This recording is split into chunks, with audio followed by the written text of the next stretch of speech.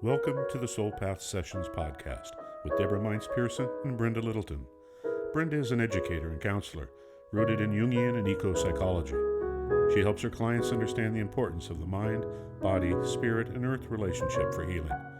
Deborah is a licensed psychotherapist and has been trained in traditional and sacred psychology, exploring from the ground up what makes our human experience meaningful, wholesome, and enlightening. Deborah and Brenda invite you to accompany them on a soul path journey as they explore the possibilities of living a more soulful life as therapists, seekers, and lovers of fate.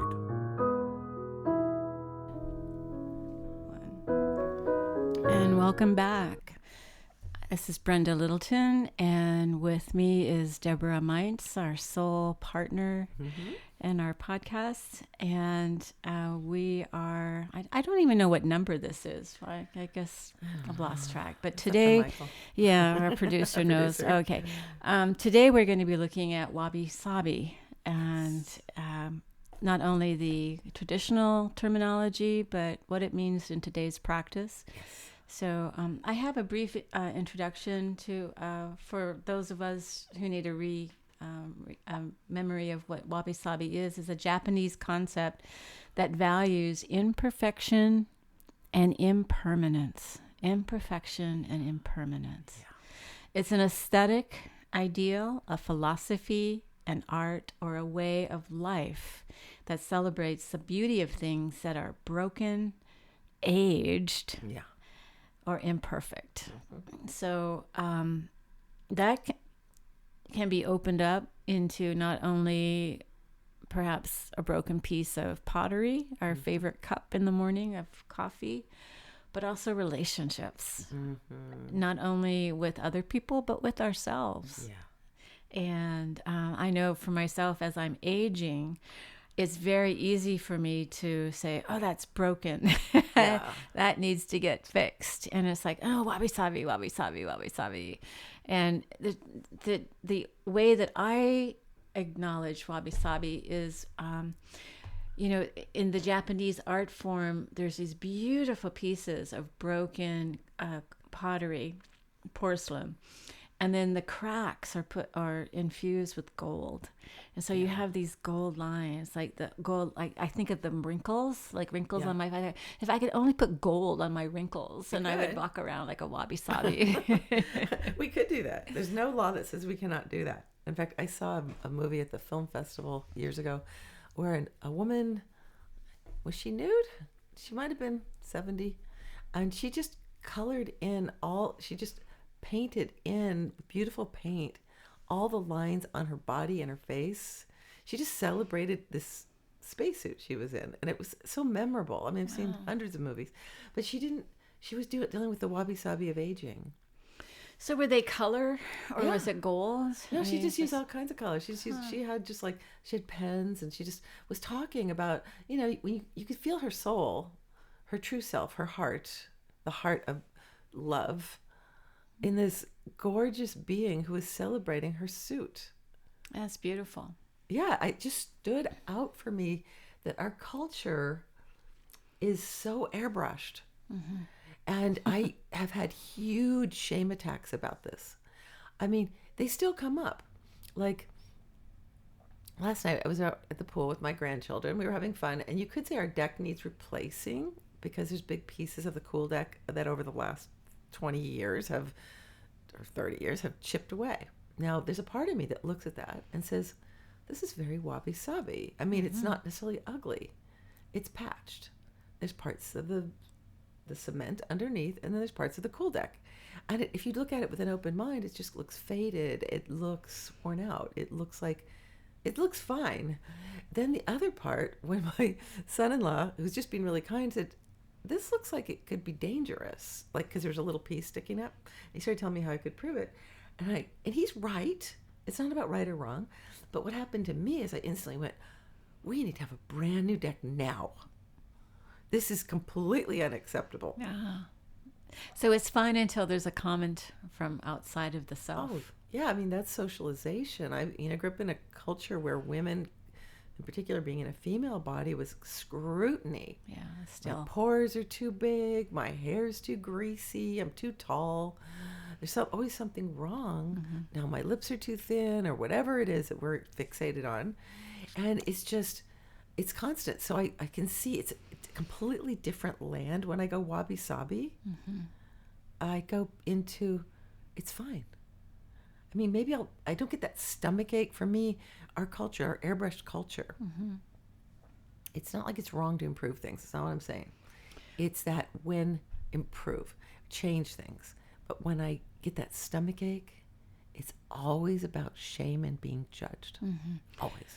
And not being enough. The same, and the idea of Wabi-Sabi is not only a philosophy that can be applied artistically in one's life, but it is to me the ground level of the whole consumerism and the idea of more and Modernity. The modernity. Youth, new, more. And I mean, there's a whole philosophy that is another show on how when we extract ourselves from nature, we extract ourselves from complete sense of being at one in peace with ourselves, and that there's always anticipatory need for more. There's more. We have to have more. And so when I tie it back to our theme today, it's not so much more consumption as repurposing, like how to use what we have in different ways, or to give what we have another assignment. Give it another go. Yeah. I mean, there is something so sweet. I came from immigrants, grandparents, but they used things till they wore out. Yeah. They didn't get a new thing. And it was, and when I went back to Finland and Sweden, I saw that it was pretty much the aesthetic. You didn't have two of stuff. You had one. I mean, you had one rocking chair. You didn't need a new one. You bought nice things, quality things that would hold up, and you just used them for life, which felt more comforting to me. The old refrigerator, it's fine. If it works, it's good. Right now, our sink is clogged. It's been like this for 2 weeks. Michael and I are trying to resolve it. I should say he's trying to resolve it. I'm living with the wabi-sabi of not having a sink, which means that, I take a bowl of water and I wash my hands in it, and then I water the plants with it. We're going to fix it eventually, but it's kind of fun doing this. It's more thoughtful. Yeah. Well, as you're speaking, it's clarifying I was writing an article on the oxytocin hit that comes from shopping. Oh, yeah.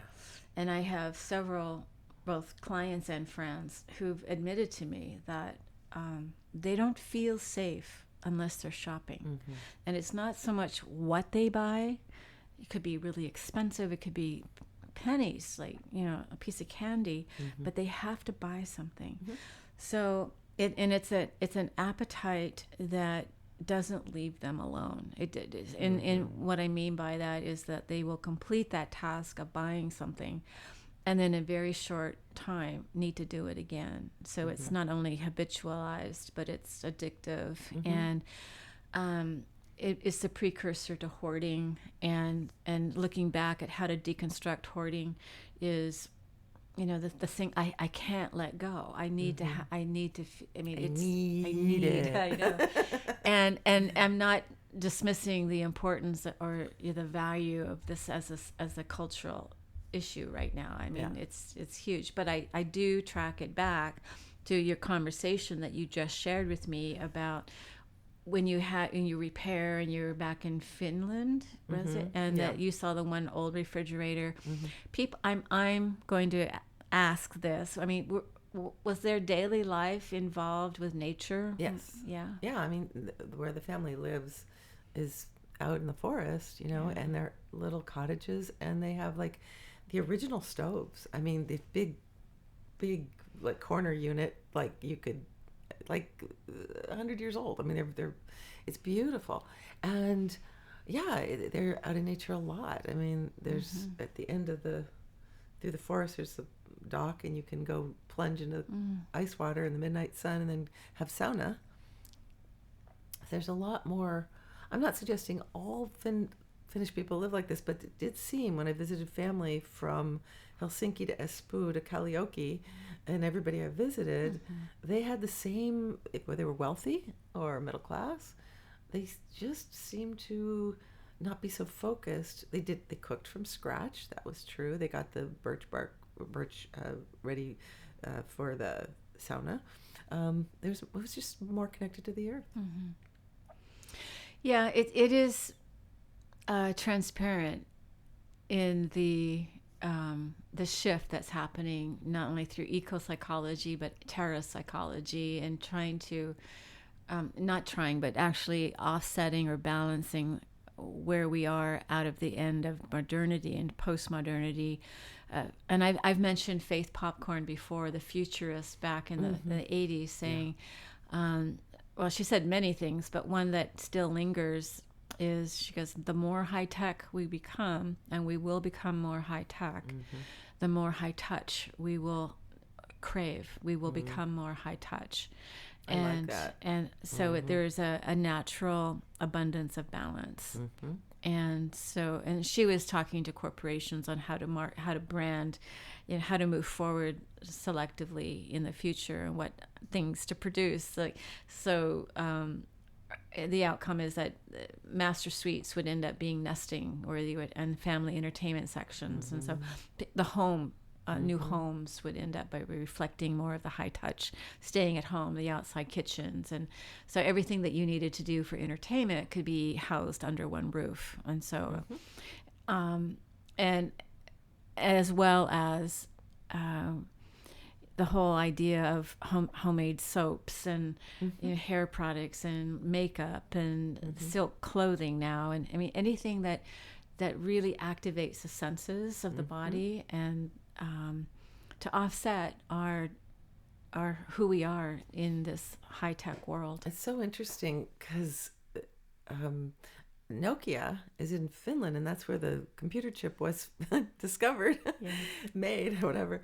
And that's very much the aesthetic, it's beautiful wool, smooth wood. The food is deliciously prepared and simple. A lot of a lot of outdoor space, windows looking out on everything, boats. So it makes sense, right? But they're very modern. Yeah. Their floors are heated, and their homes are you can tell they have very good feng shui, and they're definitely up with the times. But yeah, there's more of an emphasis on mindfulness. Mindfulness. So with Wabi-Sabi, we've skirted around all the various attributes of how it lives and how we can identify it. What about the idea of it's something that I see that is important to me. We've talked about the impermanence, but what about the imperfections? I know you have clients, as well as I do, that come in with the aspects of not being perfect, or the idea that they are still believing perfection is required, not only of themselves, but what they tend to, you said earlier, shame and blame themselves. But it's activated by the outer world. How we receive and respond to the outer world is directly in relationship to how we receive and respond to ourselves. We're not going to treat the outer world any differently than how we treat ourselves. So when I hear someone talking about, we had these plans, and then they changed and they screwed me up, and that whole projection, and it's out the other, and it's not perfect. And so it's not about fixing the outer as it is looking at the inner and looking at the imperfection. And you can be a beautiful, solid person without being perfect. So how can we apply Wabi-Sabi to? I love that. Yeah. I think this idea of it's the root of suffering, because I know I've been that way, and I was suffering. I'm I'm OCD, obsessively trying to create perfection and then being disappointed all the time. So I like to start with the idea that demanding perfection unless I'm a surgeon or something. Yeah, demanding perfection. My dentist. Yeah, dentist. Creates an internal tension. So when we can recognize that we're causing suffering, and that's physical. Like, think about what was happening when your cruise ship got stuck in the harbor and you wanted to go forward. I suffered. There was no potential in it. Sounds like a first world problem. Yeah, to well, me. that's the kind of problems most of us have, right?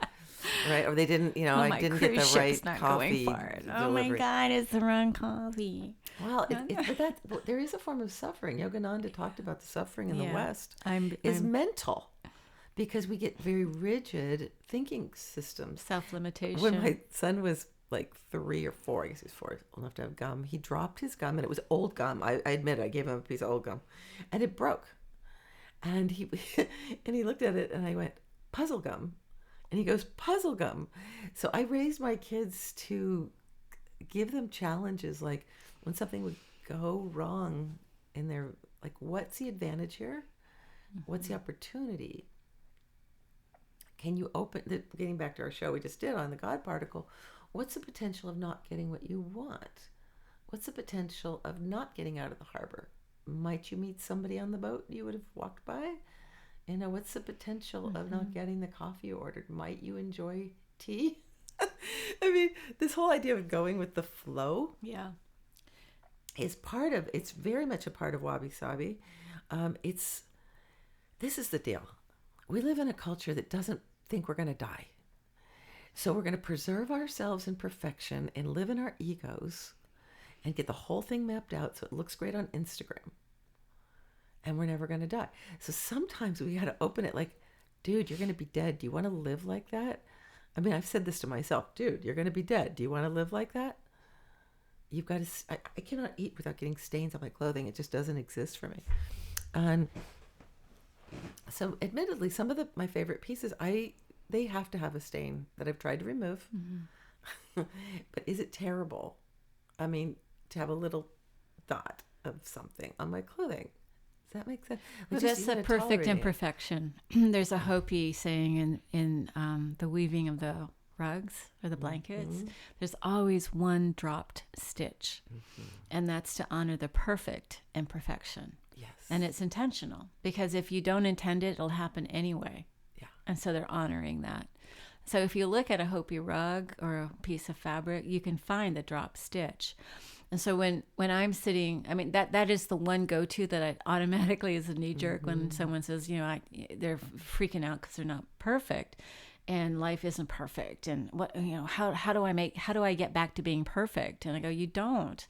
This is the drop stitch moment. This is the perfect imperfection. And the reason I bring it up about how do we wabi-sabi our imperfect life under the new reality is that it's not perfect. So let's really celebrate the wabi-sabi of it.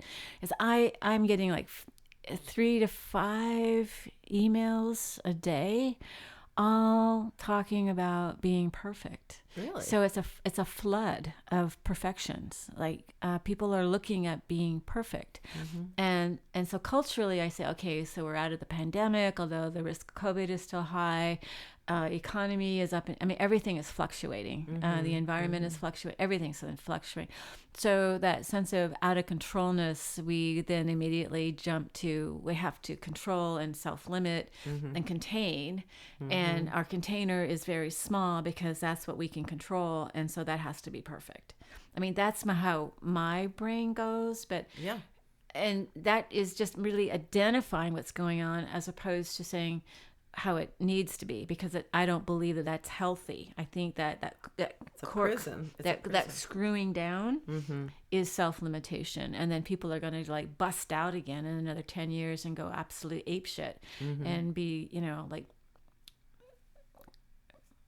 kick out completely out of control. So I guess I'll be pursuing looking at the application of filling in those, like acknowledging the pieces are broken, putting them back together, not throwing it out, annealing it together with gold. In our prior podcast, you talked about the gold particles. Yeah. So I immediately think of the gold particles coming in and suturing or filling in those cracks and making it a new art form of beauty. And we will not see that. We will not have that until we crack. And this ties into what I shared with you before, is that when we crack under stress and we fall apart, it's not that time when the light can come into us. It's that time when our light can be released and we share it out with the world. So and we put people at ease. I hope so. When we're not perfect, then we share a common humanity with each other. This is why the most likable people in the world, the people that we love, they admit their flaws. Vulnerability. Yeah, they admit their flaws. Like, it's like, oh, you're human too. That's the basis of most stand-up comedy. Like this, have you ever noticed? When that nose hair is just hanging out, people are dying because they think, oh yeah, it's just the humanity of it all. It's having having simpatico with each other. Like, we're just here. We're subject to the elements. We're living in animals. Inside of an animal. But you're interesting. What you're saying though is the sense of unification, the sense of common, like being together. Yeah. Whereas I see our culture, who really has this penchant for perfection, is more of an isolationist culture. Yeah. Look at me. Watch how I stand out. And the other is very much out there, and separation is required. And that is the root of unhappiness. To be separated from one another is universally painful for human beings. We enjoy interacting with our environment and being part of it. So there's nothing wrong with individuality to an extent, but if it separates you, any real famous person will tell you, it's a pain in the ass. If you're real famous, people treat you differently. You have to get an armed guard to protect you. Because somebody, always wants to touch you.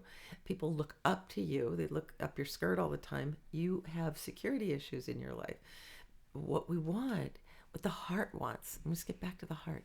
The heart is Wabi-Sabi. In fact, the heartbeat, if it's completely regular, as you know, is unhealthy. It needs some Wabi-Sabi. It needs to have very variable heart rates, or a healthy heart. It's responding, this precious part of us that's surging the blood through our bodies, this ocean, is Wabi-Sabi. It's doing the best it can. And it's so gentle to think of ourselves as we're doing the best we can. We're in these little monkey suits for maybe 100 years at most. And we're responding. We don't go outside and make fun of the tree. It's just treeing, right? The ocean is oceaning, and we're peopling while we're in our bodies. So as we close, I'd love to offer an assignment on how to Wabi-Sabi.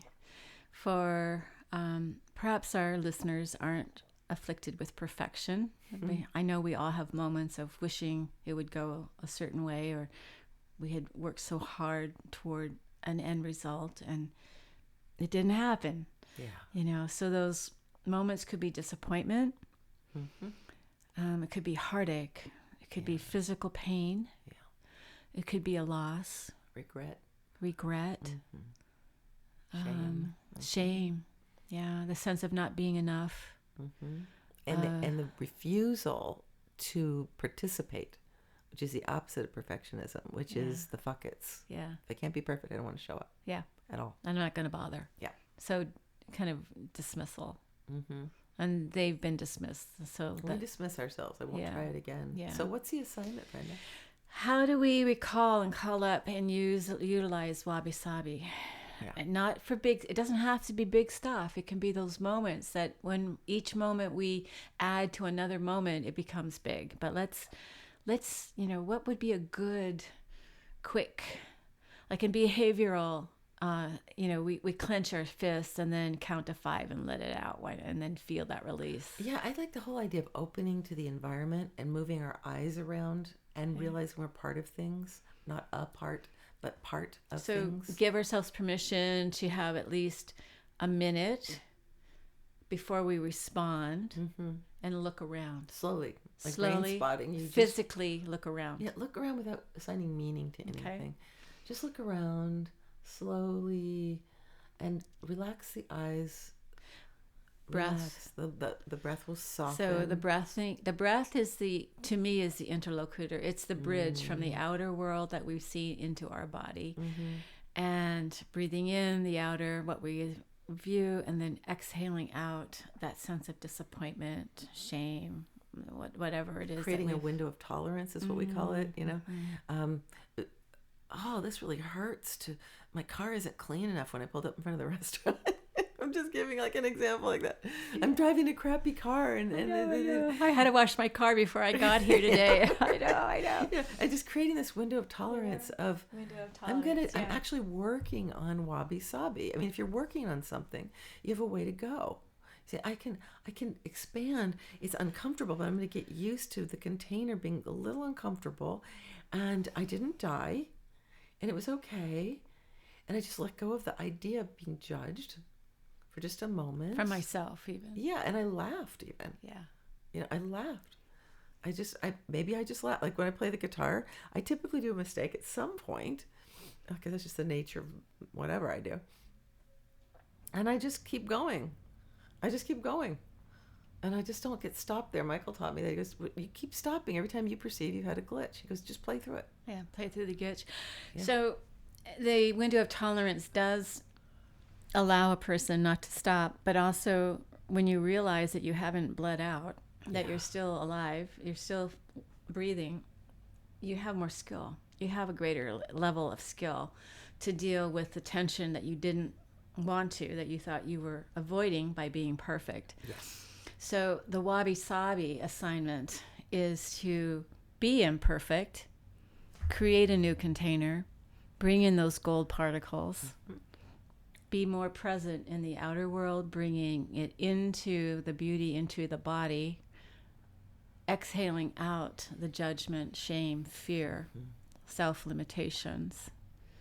And practicing in my life, I like to practice being the dropped stitch. I'm the intentional dropped stitch that makes it perfectly imperfect. Yeah, there's a reason for that. And there's this, I love what you're saying. And yesterday I was listening to Dan Siegel, who does a lot of brain psychology, brain understanding. And he was saying this word, we. Think of me and add it to we. And create a new word, we. We. Because I'm not alone. You're perfectly imperfect too. That's what makes it interesting. And so I'm going to join the human family, not the ones that are airbrushed. That ain't real. That isn't real. It's everybody wakes up with bad breath. Just join the human family. We. Or yum. Yum, I like that too. I say yum. Yum. Yeah. Mui and yum. Yum. Yeah, when we look around, we go, everybody, had to get up this morning and face the day and deal with just the human flesh they're dealing with. It helps a lot to just join the family of people who feel this way in their imperfection. So may we leave you with Wabi-Sabi, the art of being imperfect, with your impermanence. Impermanence, that's right. Let's see what we can do while we're here. Okay, we'll play with that then. Good, thank you, Deborah. All right, thank you, Brenda. Take care. So here's some Wabi-Sabi poetry. How silently the wave-tossed log is beached and snowflaked.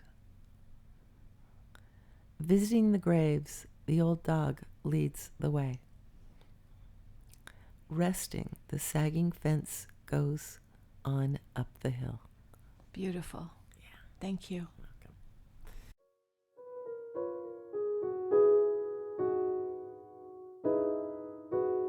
And that concludes this week's episode of the Soul Path Sessions podcast with Deborah Meints-Pierson and Brenda Littleton.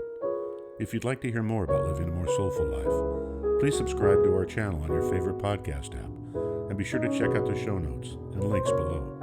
For more information from Deborah, visit soulpathsessions.com. And for Brenda, BrendaLittleton.com. Thank you for listening, and remember to follow your soul. It knows the way.